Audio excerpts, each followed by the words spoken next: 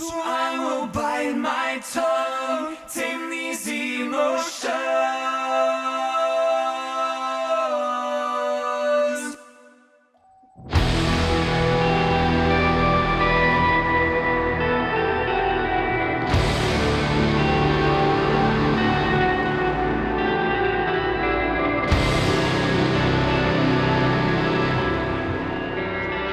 All right, everybody. Welcome to the last episode of No Small Podcast. This is on Quiet. So, kind of a interesting wrap to the album, and if it was up to Mike Havrilla, it was kind of a filler track. It was a waste of a song, according to him. He's not a fan. He's not a fan. Not a fan of Quiet. Thanks, Mike. That Mike Havrilla. Love you, Mike. Oh, he's a real bad egg. Hey, when you have criticism, just remember, even foolish men are wise when they learn to keep quiet. Which is why I haven't said anything about Mike not liking this song. But yeah, so I don't know. What was the deal behind this song? So right off the bat, this was the one that we were like, nah, we'll, we've got 10 other songs that, we're taking into West Virginia, pre-written. This is going to be the one that, like, we just feel it out, and we'll save it for the last day. And, we'll be rife with musical inspiration. That was all And, I did. Probably. Yeah, that sounds about right. But All you. yeah, this is the one that we were like, all right, we'll just see what comes out. And that was a bad idea. It wasn't a bad idea. I didn't think it was a bad idea. Yeah, I mean, Okay. I like what you came up with. Yeah. That was your idea. Well, it was I guess it wasn't a bad idea. It was, we had a shortcut for writing all of the other songs, and that there was, something established. And with this one, we did not. Yeah, we had But absolutely nothing for this song other than Waltman's guitar part. right, Which ended up being the song for what it's worth. So, The entire, that's true. which is Yeah, Waltman saved the day there. Well, the thing is, like, I really like songs, and I'm going to butcher this song title because I don't speak Icelandic. But Sigurðs's song, Agetis Berjun, however you say that. Somebody's going to correct me, I'm sure. But it has this drony. I would love that. It just has this drony guitar part that it's just played the same riff over and over again. I just really like songs like that, not for an entire album, but like I like guitar parts that are interesting enough that you can kind of do other things on top of it. And I just was really feeling something like that was simple for this song. So like I reworked some of the guitar parts from Life Breather from our other album, Small Seeds. And so I reworked that and did like this picking thing. I thought it would be cool to, like, for you guys to just take that as the drone and just build on top of it and build in some dynamics. I thought that'd be really cool. Yeah, which is something, different for me because it's usually the opposite with our stuff. And so, yeah, I enjoyed being able to put some like texture and soundscape on top of that, which is cool for you to kind of pick up more of like, kind of that rhythm guitar line in there. Cause it's just really just picking through chords for the most part. And yeah, so wrote the lyrics there for it. Originally, this song we were considering doing having this be instrumental, not because we didn't have anything, but because we were kind of really toyed with, should Quiet have no words, because it was essentially the culmination of this album on communication and foolish men learning to be wise by keeping quiet. And like some versions like I think the King James version with that verse in Proverbs says, even foolish men are wise when they learn to keep silent. And so we kind of went back and forth on, should it be silent? Should it be quiet? What does that mean? What are the differences there? So yeah, I mean, I don't know. You want to talk about how we arrived at the lyricism we arrived at, Waltman? Yeah, I mean, I think the lyrics were the same sort of approach that we took, or at least that I was thinking in my mind about having a drone type thing. Some people think that repeated lines are like a cheat when it comes to lyricism, but I don't think it has to be. I think, sometimes what happens is if you increase the dynamic in the music and in the lyric, and especially in something like this that tends to be more choir-esque, and it's sort of this collective, collaborative sort of chant, if you will. Yeah, this is more hymn-like to me. Yeah. So, but the fact that we repeat the lines several times, to me, it forces you as you're listening to it, it forces you to apply it differently and more deeply as you go through the song.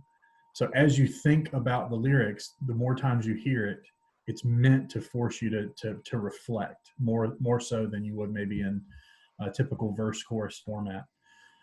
So that was kind of what we were thinking at the time is, hey, like, let's come up with something that would encapsulate and sort of be the concluding thought to the album. Because I think we danced around this quite a bit, like, in the other, in Small Seeds anyway, we really focused on attributes of God. In No Small Tempest, we're focusing on a book of the Bible. Taming Tongues is looser in that we're not coming right down the pipe with, here's a bunch of hallelujahs and direct statements. So we really wanted to be a little bit more poetic in how things came together. For this song, we wanted it to come full circle and it be a little bit more straightforward in a way that we hadn't done in other ways on other songs. So we're talking about, all of the other communication out there, the problems that come when we talk, the problems that come when we speak, the problems that come when we're not quiet and we don't listen, coming full circle when God speaks. Everything that is against him is hushed. When he speaks, he creates. When he speaks, he brings life into existence. And so sometimes we just need to shut up and let God speak. And I think that's sort of the concluding thought for me for the whole album. Like, at the end of the day, let's not forget that we're not being silent and nothing is happening. Sometimes we're being silent so that we can hear God speak. Was this a First Kings 19 reference, or did we like decide that wasn't necessarily applicable, and so it's kind of adjacent to? Yeah, I think it's adjacent to. Yeah. Yeah, I mean, because I was going to say that is that, even foolish men being wise by learning to keep quiet is not necessarily applicable in, human to human relationships, right? That, I'm going to, be quick to hear, slow to speak. But when I look at the album title and I put it up against the lyricism of quiet, it is in relationship to God. Is that, like Josh said, is that we just need to shut up sometimes. And in the quiet, when we're, First Kings with Elijah, is all of those things moved through, right? All of those things that would be that sound decibel wise would be deafening, right? And then it says that, that God spoke to him in the quiet, and God speaks through all those things. He uses all those things. He uses everything, the fire, the famine, the flood. He uses all those things to speak to us. But so many times we get so wrapped up in this or that we do not exercise silence, especially in our culture now. we have so many things to keep us busy, to entertain us. There's almost zero time to slow down, to stop, and to meet God in the quiet place. Where is there a quiet place? That's something that we have to really, really, really work hard to craft and to achieve. And so, yeah, I mean, when I was, we were thinking about this song, I was that's where my head was with it. Waltman, did you want to add something to that? You look like Well, yeah, what you just said. I mean, look, at the end of the day, we're not making a claim in this song that we should never act. I mean, obviously, a righteous man should act on things for the kingdom of God. We're not, that's not what we're saying, but we are saying that the first thing we have to do before we act, the first thing we should really be doing before we speak, even, is to listen to what God has said, because He gives us the grounding that sort of directs our path. And if we don't have that first, inevitably our words and our actions are going to be askew in some way. Um, just going into this, I don't know how much we want to string this on, but just thinking theologically here, the second person of the Trinity is the Word that became flesh, God incarnate, meaning the title of Jesus is He is the Word of God. He has communicated to us who God is. By His very nature, that's what He has done in the incarnation. So God has spoken. It's not that God is some, nebulous being out there. No, we know exactly who God is, and that's through the person of Jesus. And so, like, let's not just have this, this idea where we need to run out and act all the time. Let's stop and really listen to the message from Christ first, before we go and try to live accordingly. If we don't get that right, we don't get anything right. Yeah, I think there's so many times there's this, our survival, fight or flight, that we just with anything, relationally, that we feel like when X happens, we have to react with Y, all the time, and that leads to many of the problems that we talk about throughout this record. When we just react without, like I said, like you said, there's no. Sometimes we have to stop and listen, and read about, what God has said, before we take a stand on this or that, or react in this way or in that way. And that's nothing but wisdom. That's learning. That's someone who has learned to be wise, right? Yeah, I like the song titles thrown in there. Yeah. Learn to be wise. Yeah. Well, we didn't write a song called B. It's fine. We need to write that for the next one. Yeah. So yeah, the other crazy thing with this is the choir.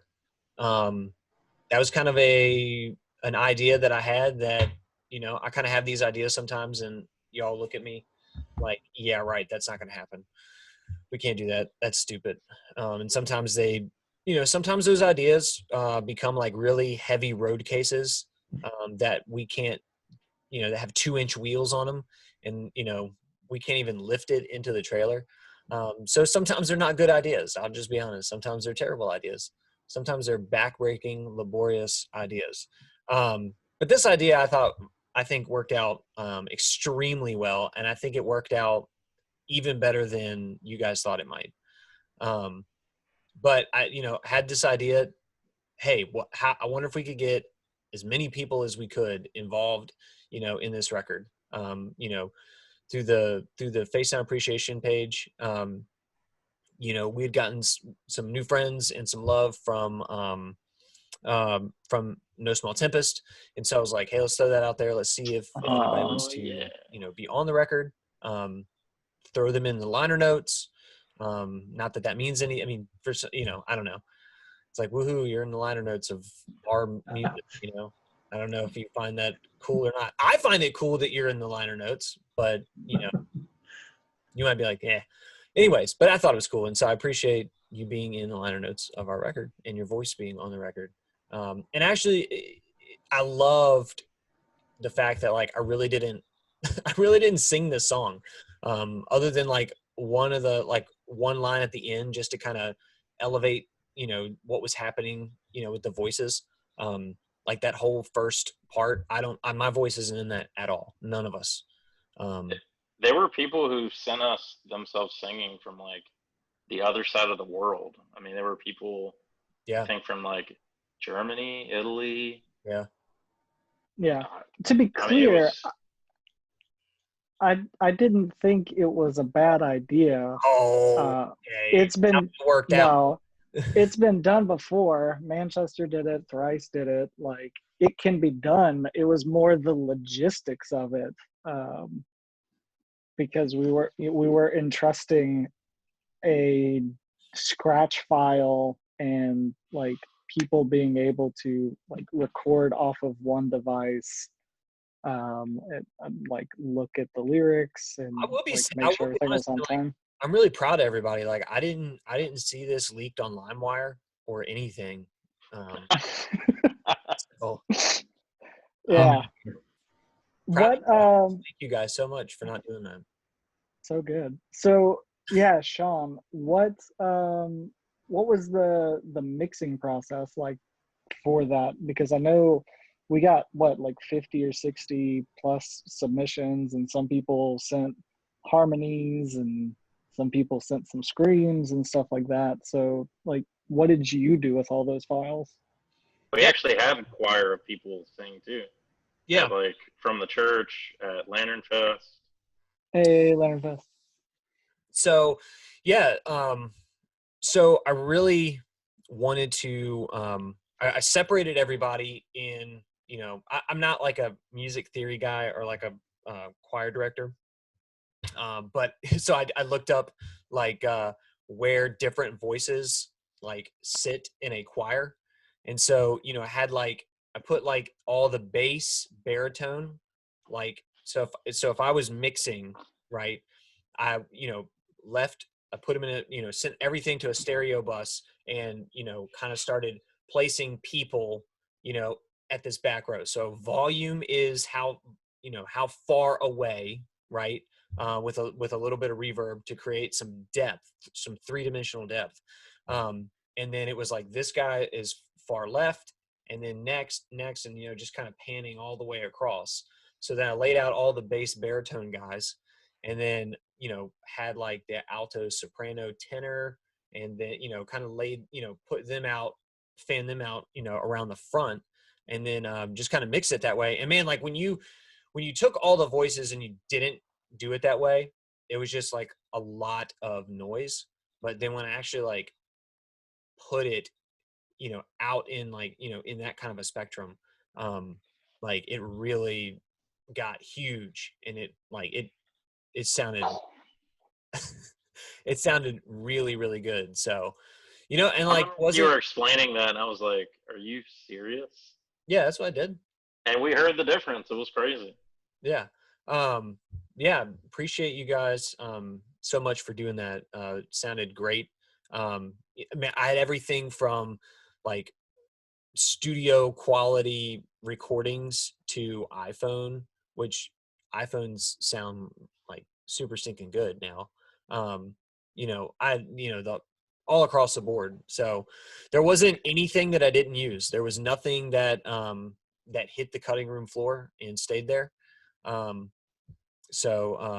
if you sent a vocal in, you were on the record for sure. You might not be able What to. about the take of JT swinging on the swing set? What? That wasn't this song. Yes, it was. No, that was 2, dude. No, it wasn't. Yeah, it was. Did you auto tune anybody? No, I don't think so. Because the people want to know. Who asked that? Mike? I I don't know. wanted to tune the crap out of Mike. Yeah, that's all. I was like, let's make Mike sound like T-Pain. Put him in the back right over there. That's because Mike sang out of his butt into the microphone. Oh my gosh. When you have nothing else funny to say, that's what you say. Mike doesn't like this song. So. This is just a filler song. Um, This is just a filler podcast episode. which is why I had to auto tune him, because he didn't try hard enough. He was just like, "Meh, here it is. I don't like it. I don't like it, but here it is." So, yeah, no. Did somebody really ask that? No, Oh, okay, I don't. you. No, Okay. I don't think so. But I could foresee that, like, Oh, hey, did my track actually make it? Hey, did you do anything to my vocal? Whatever. So no, I mean, there really wasn't anything that sounded like awful. Like, all of it really worked. I mean, here's the thing, what a man. rousing endorsement. Well, I'm just saying. The other thing that I wanted to capture was, like, if we went to a show and we were singing this song, how it would sound, right? It's not going to sound like, some like super professional choir that's been doing, this is what they do. It's a community, it's a community of people collectively singing together, collectively worshiping together. Yeah, What? what's that movie? What's that movie Oprah Winfrey did? She was a nun. Sister Act. That's what. That is not Oprah Not Winfrey. Oprah That is. Oh yeah. Yes, That was Whoopi Whoopi Goldberg. That's Goldberg. Whoopi There you go. Goldberg, dog. Yeah, other than Sigur Rós, like, any other musical inspirations? I know I've got like a couple in the back pocket here, but just curious what Zimmer. other people thought. We're the Hans Zimmer of post rock. Yeah, sure. You have to just look up Hans Zimmer. Who it is. So maybe Death Therapy, because Josh got an incredible bass that was like pedal that was really super heavy for the song. The bass master, Yeah, the Bassmaster. the bass master. Yep. Yeah, yeah, that was pretty much exclusively this song. Shout out to Jason Wisdom. That's right. I don't know if anybody like watched the Viking show on the History Channel, but that theme song, "If I Had a Heart" by Fever Ray, like, getting real strong vibes from Why are that. all of our the songs that we think about from soundtracks? Sure. I don't have a problem with that. I mean, movies are really Those inspirational for composers me. are musicians too, yeah. Yeah. And they get paid Yeah, way more than we do. Yeah, you're gonna tell me Hans Zimmer, like Howard Shore, like, that they don't deserve accolades? Come on, man. I don't know who that is, but I'm gonna have to look it up now. Howard Shore did the score for Lord of the Rings. Created all of the leitmotifs for the Shire, the Hobbits, and Mordor, and all that. So, really brilliant. Yeah, I Who sorry. wrote Taking the Hobbits to Isengard? Was that Oprah Winfrey? It was. Yeah. I thought that sounded familiar. Oh my gosh. Oh man. Yeah, I don't know. How do we wrap this up? How do we end this this podcast series? I know, it's kind of sad. Hey, you guys should tell us what we should do a podcast on next in the comments. If we should do a podcast, If you think we should stop doing the podcast, just you can be leave a honest with us. comment. We love you. So we Yeah. still love you anyway. Since this never turned into a podcast, it was just a Actually, it didn't. It's video. not on any podcast platform. I'm still waiting for the audio bounces. That'll never happen. YouTube won't let us post it as a playlist, so that's great. So we do have some stuff coming down the pipe. That's all. Do we? Do we? Do we? Do we want to talk about that? I don't know if we do. No. It's going to be cool. But if you've ever seen Sister Act, it's a lot like that. Well, mainly Sister Act 2. Yeah. But taking it back to the streets. A lot like that. So, all right. That's well, like what? nothing. Never He said he mind. loved you. All right, guys. Thank you for listening to us ramble on about songs that you may or may not care about. That's cool. Well, we So, love you and we do appreciate you. yep. Look for things maybe coming in the future, and drive safe.